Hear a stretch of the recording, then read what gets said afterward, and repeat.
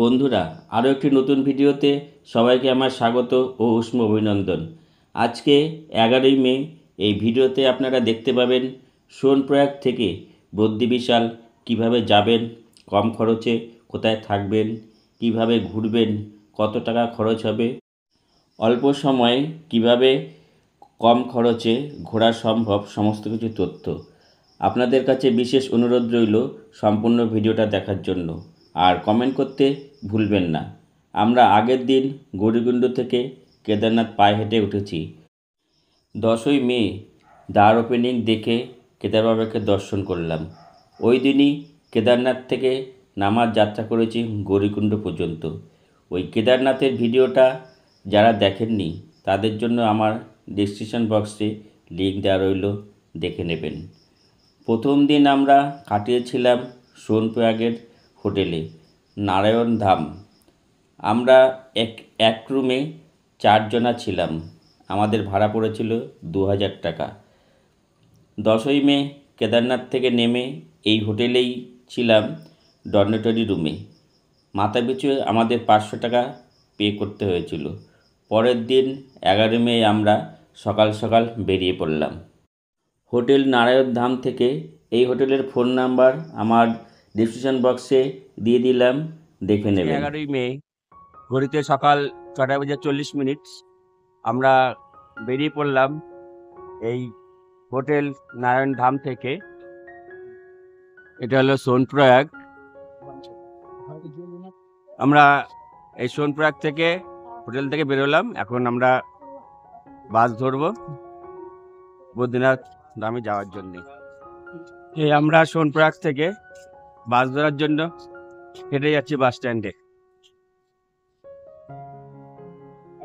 সোনপ্রয়াগ থেকে কিছুটা হেঁটে আসলে পরেই আপনারা পেয়ে যাবেন এই সীতাপুর বাস স্ট্যান্ড। এখান থেকে আপনারা বাস ধরে নেবেন বদ্রীনাথ ধাম। এই সীতাপুর বাস স্ট্যান্ডের পাশেই আপনার এখানেও প্রচুর হোটেল রয়েছে, আপনারা চাইলে এখানেও থাকতে পারেন। এই হলো সীতাপুর বাস স্ট্যান্ড, নিচে দেখতে পাচ্ছেন।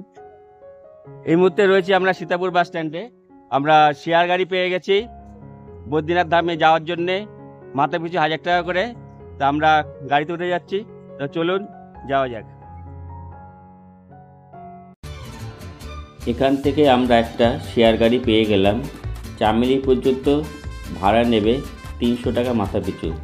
আমাদের ঠিক হলো যদি প্যাসেঞ্জার পেয়ে যায় তাহলে আমাদের বদ্রীবিশাল পর্যন্ত পৌঁছে দেবে। সেক্ষেত্রে আমাদের ভাড়া পড়বে 1000 টাকা মাথা পিছু।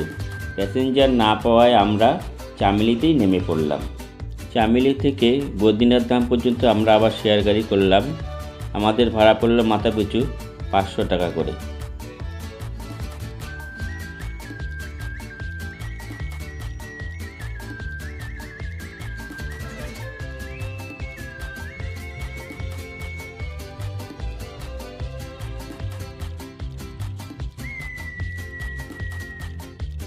একবার একটু রাস্তায় দাঁড়িয়ে আমরা বড় কাপে 1 কাপ চা, আমরা লিকা চাটা ভালোবাসি। লিকা চার দাম নিল 20 টাকা।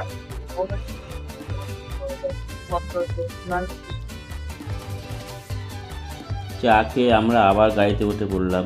গাড়ি আমাদের ছুটে চলল হিমালয় বুক চিরে দুর্বার গতিতে। অপরূপ সৌন্দর্য উপভোগ করতে করতে আমরা ছুটে চললাম। উত্তরাখণ্ডের এই সমস্ত জায়গা জুড়েই রয়েছে দেবভূমি, আর এই দেবভূমির প্রতিটি ধূলিকণা, আকাশে বাতাসে রয়েছে পজিটিভ এনার্জি। দেখতে দেখতে আমরা পৌঁছে গেলাম কোটেশ্বর মহাদেবের মন্দির। রুদ্রপ্রয়াগ থেকে রাস্তা ভাগ হয়ে যাচ্ছে, একদিকে যাচ্ছে কেদারনাথ, আর একদিকে আমরা যাচ্ছি বদ্রীনাথ।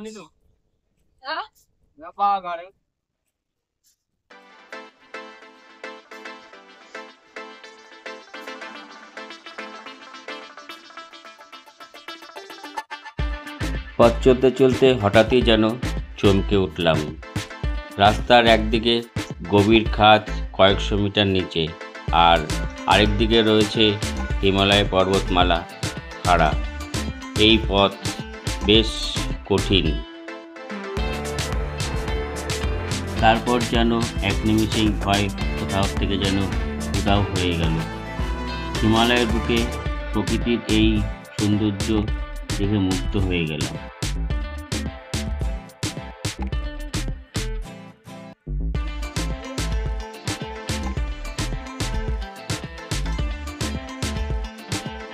একদিকে হিমালয়ের এই রাস্তার একধারে বড় বড় গাছে ফুটে রয়েছে রং বেরঙের ফুল, অন্যদিকে খাড়া পর্বতমালা, উপরে রয়েছে সুন্দর নীলাভ আকাশ, আর নিচে বয়ে চলেছে অবিরাম ধারায় দুর্বার গতিতে হিমালয় থেকে নেমে আসা এই বদ্রী বিশালের চরণ পাদুকা ধুয়ে এই অলকানন্দা নদী। সত্যি প্রকৃতির এই মনোরম দৃশ্য দেখে মুগ্ধ হয়ে গেলাম, আর অপার দৃষ্টিতে শুধু চেয়েই থাকলাম। চোখের পলক ফেললেই মনে হয় এই যেন কিছু মিস করে ফেললাম। প্রকৃতির এই শোভা দেখতে দেখতে কখন যেন এই সামনে ট্যানেল চলে এসছে। এখন আমরা এই ট্যানেলের মধ্যে দিয়ে ছুটে চলেছি দুর্বার গতিতে। বেশ অসাধারণ, বেশ খুব ভালোই লাগছে। সামনে এই নীলাভ আকাশ। আমরা এখন পার হচ্ছি যোশীমঠ, আর এই যোশীমঠেই থাকে বদ্রীনাথ ধামের টলি। এখান থেকে যাত্রা শুরু হয় বদ্রীনাথ ধামে। পার করলাম নরসিংহ মন্দির। নরসিংহ মন্দির খানিকটা কেদারনাথের মতোই দেখতে। এই যে দেখুন,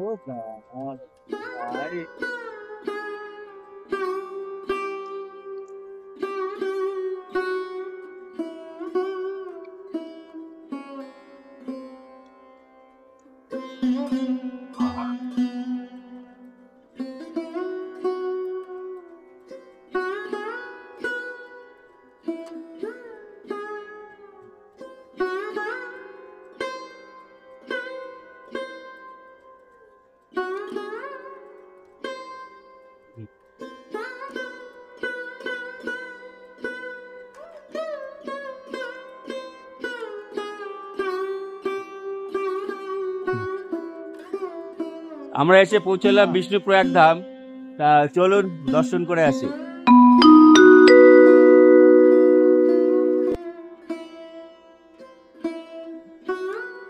এই হলো সেই দেবভূমি বিষ্ণুপ্রয়াগ, সৃষ্টিকর্তা ব্রহ্মার মনসৃষ্ট সন্তানদের একজন নারদমুনির সাধনাস্থল। এইখানে নারদমুনি বহু বছর সাধনা করেছিলেন, বিষ্ণু নারায়ণকে সন্তুষ্ট করেছিলেন এবং তার দর্শন লাভ করেছিলেন। চলুন আমরাও এই স্থানটি দর্শন করি ও ভগবান বিষ্ণুর কৃপা লাভ করি। সত্যি এই বিষ্ণুপ্রয়াগের মন্দির দর্শন করে জীবনটা সত্যি ধন্য হয়ে গেল। ভীষণভাবে এক্সাইটেড। তা চলুন আমরা ধলিগঙ্গা ও অলকানন্দা নদীর সঙ্গমস্থল আমরা দর্শন করি। এই অলকানন্দা নদী বয়ে চলেছে বদ্রী বিশালের চরণ পাদুকা ধুয়ে।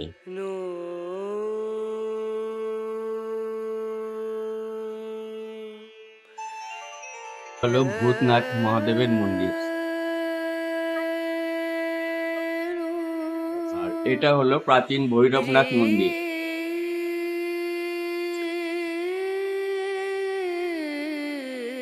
এ হলো ধলিগঙ্গা এবং অলকানন্দার মিলনস্থল। আমরা বিষ্ণুপ্রয়াগ দর্শন করলাম এবং ধলিগঙ্গা অলকানন্দা সঙ্গমস্থল আমরা দর্শন করে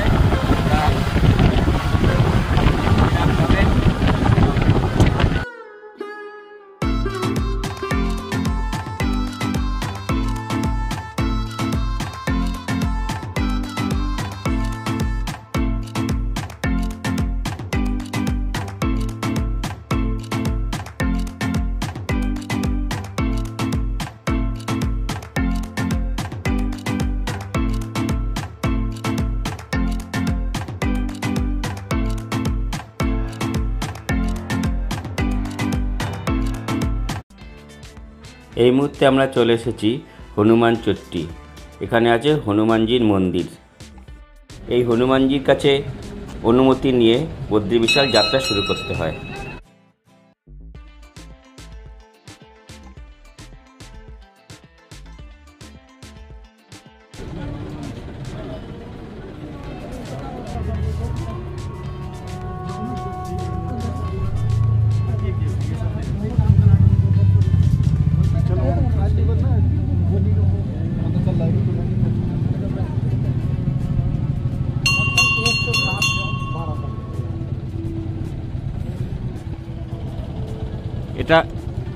এটা হলো হনুমানজির মন্দির, হনুমান চুটি বলে। বদ্রীনাথ ধাম যাওয়ার জন্যে এই হনুমানজির কাছে অনুমতি নিতে হয়। তা আমরা এখান থেকে অনুমতি নিয়ে নিলাম যাওয়ার দর্শন করার জন্যে।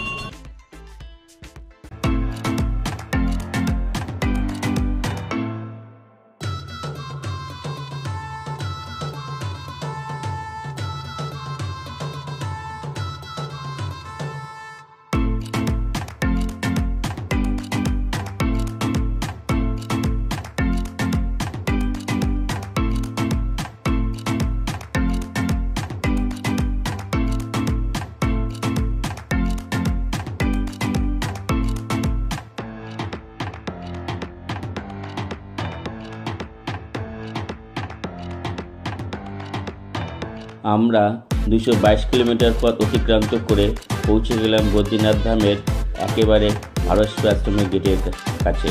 আমাদের সময় লাগলো 8 ঘন্টার মতো। ঘড়িতে এখন বাজে 4:15 বৈকাল। আমরা এই মুহূর্তে পৌঁছে গিয়েছি বদ্রীনাথ ধাম।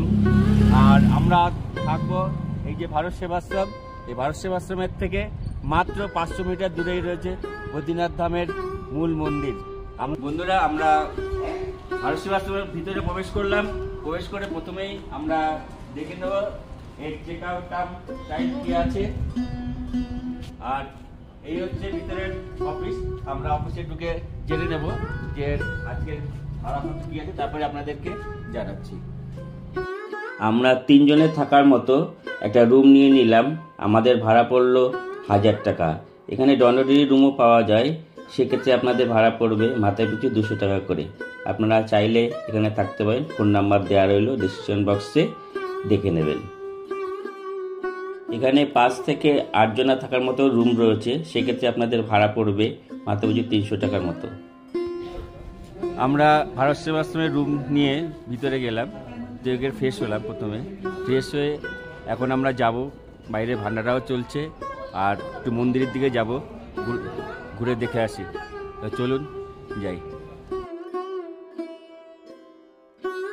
মন্দিরে যাওয়ার পথে এই চায়ের ভান্ডারা দিচ্ছে, তাই প্রথমেই একটু চা খেয়ে নিচ্ছি। আমরা এখন হেঁটে চলেছি মন্দিরের পথে। শ্রী গীতা মন্দির।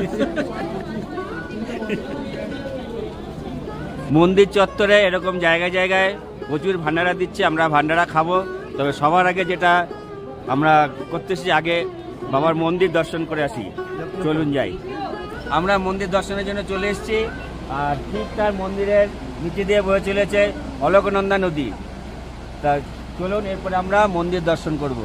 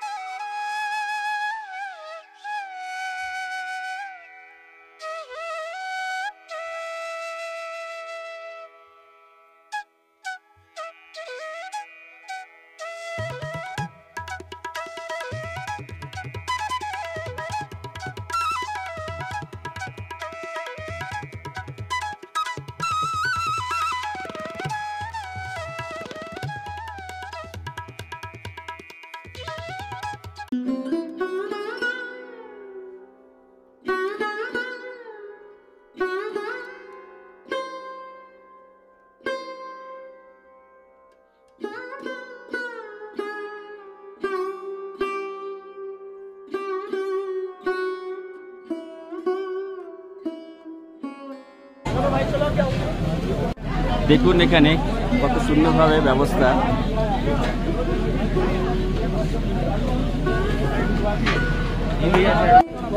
এখানে এত সুন্দর ব্যবস্থা, মন্দিরের পাশেই আমরা এই ভান্ডারা প্রসাদ খেয়ে বেরোলাম।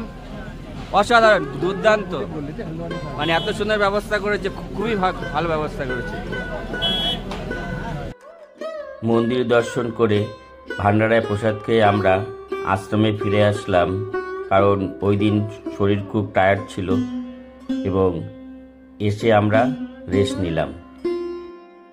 আমি আপনাদের সাজেস্ট করব 2 থেকে 3 রাত এই বদ্রীনাথ ধামে কাটানোর জন্য। প্রথম দিন শরীর খুব টায়ার্ড থাকবে। পরের দিন সকাল সকাল বেরিয়ে পড়ুন ভারতের প্রথম গ্রাম মানাগ্রাম দেখার জন্য।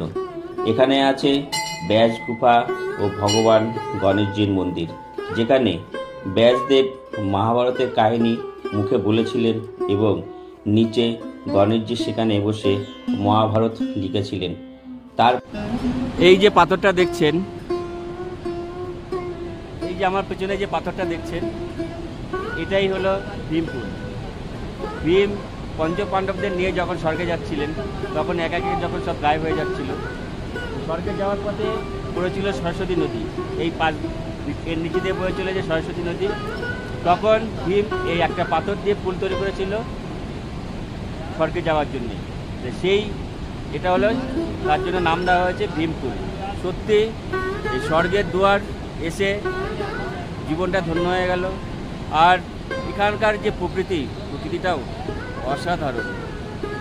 প্রকৃতি দেখে মুগ্ধ হবে না এমন কেউ নেই, এখানে এসে ভালো লাগতেই হবে। পরে দেখতে পাবেন ভীমপুল, যেখানে পাণ্ডবরা স্বর্গযাত্রা করেছিলেন। এখানেই আছে ভারতবর্ষের প্রথম চায়ের দোকান। আর এই মানাগ্রাম থেকে 5 কিলোমিটার আপনাকে ট্রেক করে যেতে হবে বসুন্ধরা ওয়াটারফলস। যা ভারতবর্ষের প্রথম যে চায়ের দোকান, এই চায়ের দোকান থেকে আমরা চা নিয়ে নিচ্ছি। এই দিদির হাত থেকে এই চা দাম নিচ্ছে মাত্র 20 টাকা। ঠিকঠাকই আছে, এটা খেয়ে দিয়ে বলছি।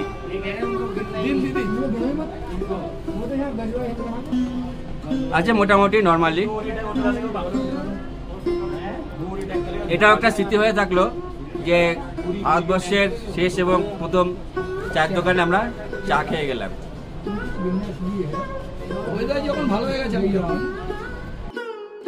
বেশ কঠিন রাস্তা, কিন্তু এখানে গেলে পাবেন একটা আলাদাই শান্তি। শুনেছি এই ওয়াটারফলসের যে জলকণা বিন্দু আকারে ঝরে পড়ে, কোনো পাপী মানুষের গায়ে বা মাথায় সেই জলবিন্দু পড়ে না।